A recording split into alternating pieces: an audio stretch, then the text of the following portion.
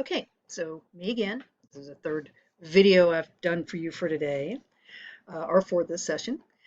Today, or in this video, we're going to discuss discussions and what exactly it is I expect of them.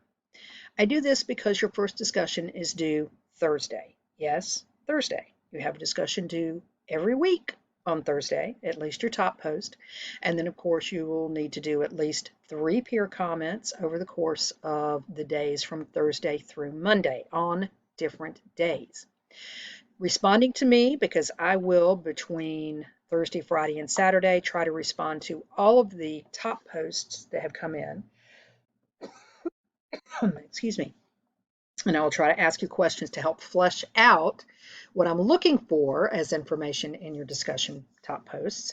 Responding to me does count as one of your peer responses. It also counts to help you get more of the information of what I'm looking for in it. So I encourage you to respond to me. I realize that a lot of times I may be asking you for things that you really don't want to do more research or work on, and that's okay too. You're not required to respond to me, but certainly if you do, it will help your overall grade on your discussion posts go up. All right, so what we're looking at right now is what I call the general discussion rubric, in which I'm kind of laying out for you what I'm looking for generally in every discussion. So the discussions are broad-ranging questions. You'll notice already that they are usually based on a series of questions, and that they all require you to use historical evidence, examples of people, places, things that you find both in your textbook and in the supplemental required readings, and hopefully also in your multimedia component, that thing that you're looking for yourself to include. Um, Supporting your ideas with specific examples are what makes them stronger and better. So I'm not going to go through all of this piece by piece, but I've got some examples for you here as to what you're going to be looking for. Again, specific examples to help complement what you're looking at. It's the use of those examples that help you get um, your point across, but also demonstrate to me that you're reading and keeping up with the material and the ideas. You will have to use, you want to use quotes or specific examples that are cited from each of your required sources, your textbook, whichever of the one that you've chosen from that, from the other required sources, whether it be Harari, which it is for the first discussion, which I'll look at in just a minute to give you some ideas with, and from your multimedia source. You will be required to cite all of these, and you want to have citations for each of these in the body of your discussion somewhere, and then of course in your works cited as well. Straight up for your works cited page, all works cited form should be author, title, date, publishing information, or location, as I call it. So um, if you're doing this, here's a specific example that I give you from Strayer and Nelson. One of the textbooks, it would be Strayer, and your internal citation would be Strayer and Nelson, the date, and then the page number. And then your works cited entry would also start with Strayer and Nelson, the title, which would include the volume and the edition, the date, and then the publication information, in this case, Bedford St. Martin's Press, or Macmillan, I think is the new one for the new edition. Your multimedia, again, full citation will be the same. If you're using a video, it's going to be the producers of the video, the title of the video, and then the date or year that it was published, and then the link on YouTube or wherever you got it. Again, as I mentioned in discussing the syllabus, Wikipedia, not a valid web source, so please, or not a valid academic source, so please don't use Wikipedia as a multimedia. But you can use any of a variety of other things, videos from recognized or reputable sources. The crash course videos are great, even though I tend to use those a lot as well as your recommended. Magazine articles from anything online, Smithsonian, National Geographic, The Atlantic, etc. Any reputable news source, also any articles there are also good to use as well. The way I'm going to grade at the bottom of the discussion rubric, the general discussion rubric, and in the discussions themselves, Your rubric is this: your general knowledge is worth 1 point. That's going to be whatever you're taking from the textbook itself. Critical thinking, that's going to come out of your required sources and your multimedia. What do you use from those? How does that demonstrate and how do you incorporate that? Your peer responses, they're going to need to be, again, 3 of them. How much information you put in those, how much citation or examples you're using from your sources that are going to go in those. It is not supposed to be a repetition of what the person that you're responding to said, but instead should be other ideas that you're incorporating from your information, from your sources, particularly even your multimedia source, that complement or bring out, or in some points, contradict whatever the person said. That's all good as well. Citation clarity, again, using your internal references, having grammatical correctness, etc.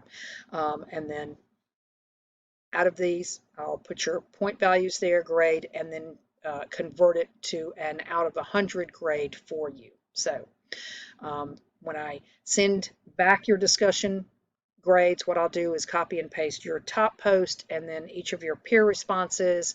I'll make comments throughout those, particularly in these first few weeks, to give you some sense of what I think you need to be doing more of overall, and then your grades, right? Okay, so this is your general discussion rubric. From here, let's go to effectively the first discussion so that you can get a sense of what you're going to be doing with it. This is on the discussions page, accessible to you through the activities tab up here, discussions. This is the first one, and it's on the Denisovans, who are a group of people that you'll be reading about in both your textbook, but also in the Encyclopedia Britannica page on the Stone Age, and definitely in the required readings in Harari. Now again, your required readings for this week, first chapter out of whichever textbook you've chosen. If you've acquired Bentley, Strayer, and Nelson, or von Sivers, it's going to be that first chapter. And again, those books hopefully will be at the bookstore, or you can order them online, whatever. Even if you do not have it yet, though, you do have access to the Cordas or the Burger, either one. So you need to be using one of these. Now, that doesn't mean that you're married to that for the rest of the course. If you've decided you want to order Strayer and Nelson Volume 1 or von Sivers Volume 1 from Amazon or wherever, that's great. When that gets here in week 2 or 3, you can start using it then. But until that point in time, you have access to a free online textbook. So I do not expect to see any emails telling me, oh, I don't have my textbook yet. No, no, no. You've got free textbooks available right here. So you're going to be using one of these, as well as the Encyclopedia Britannica entry on the Stone Age, Neolithic period, and Harari's Part 1 on the Cognitive Revolution, where he talks a lot about the Denisovans. And then you're also going to be using whatever you find as a multimedia component. You can search YouTube for a discussion of who the Denisovans were. You can search YouTube for anything from Crash Course or from any other world history stream or feed. There are a number of them out there, but you're going to need to have at least a minimum of these 4 sources: the textbook, whichever one of these you choose to use, the Britannica, the Harari, and your multimedia, right? All right, so here are some general notes for a good, thorough discussion post. You're going to use all of the ideas and bring them together in whatever way you can, as well as citing them in your discussion post. You're going to discuss specifically your multimedia component. How did it help you understand this material? What was it? How does it build and incorporate what you found in the other required sources? Or how does it contradict them? That's I love that as well. Here's some contrast, right? Support your ideas with examples. Be sure you have your works cited page. Be sure that you discuss other people's top posts with response to 3 different posts over 3 different days, including responding to me, which is totally fine, right? All right, and now I have actually a sample discussion post This is an annotated discussion post. I will send this to you so that you can see it. It is from Civ 2. Obviously, I'm not going to take one that responds to anything that we're discussing because that would be, giving you way too much information that you could use. But this is a sample discussion post from one of my Civ 2s that I taught last semester. The discussion question itself looks at World War I. What I have done is gone through this response, this top post, and I have put in bold and italics my comments, my observations, my annotations to this thing that should demonstrate to you effectively what this person has done well. Among the first things this person did well was that this person used the textbook, giving me their internal citations with the Strayer and Nelson and the page number they got it from, and the citations. They used a recommended source as well, which they cite and then later discuss, right? They used the required secondary readings, in this case the Frankopan, which was required for them, and address specifically the issue of the decline of empires, and again, more with the Strayer and Nelson textbook. And then their specific multimedia, which they acknowledge. My multimedia source briefly describes the new nations created after the Russian, German, Ottoman, and Austrian empires lost their lands and effectively collapsed. And they cite this as Imperial War Museum. You will see down in the end also where they cite specifically from Imperial War Museum the title of the page they used and the information on it. But you can see it directly in their works cited. Imperial War Museum will match directly to an Imperial War Museum citation, right? They also use another recommended source, the Khan Academy piece, which they'll discuss later, going into much greater detail as we go along. This is a beautiful post in that they address all of the questions that were asked, break them down paragraph to paragraph using your citations.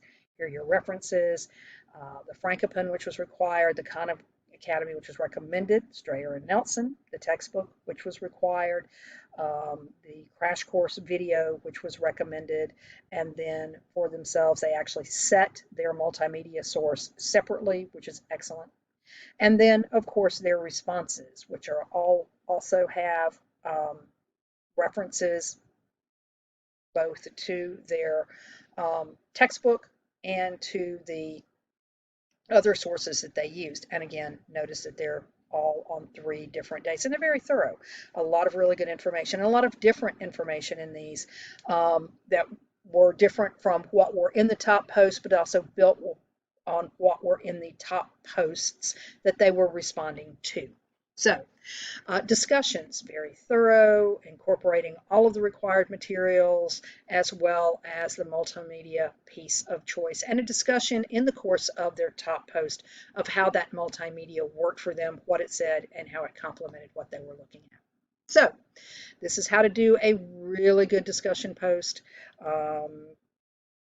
Review these things, look at them, consider what you're reading and what you are discussing in response to your post due on Thursday about the Denisovans, and then your responses every week. So keep this video to hand, keep this sample paper or discussion post to hand so that you'll have some ideas of what you need to be doing to get a good grade in yours. If you have questions, please email me, fdriver@ggc.edu. Let me know if you're confused. Let me know if you're having trouble understanding what you're doing. But again, if you don't have your textbook yet, you have access to the Cordes et al. Textbook at OpenStax and the Berger et al. Textbook at OpenALG.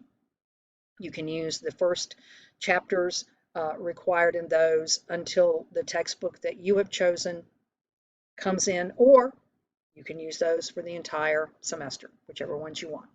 Again, if you have questions, let me know.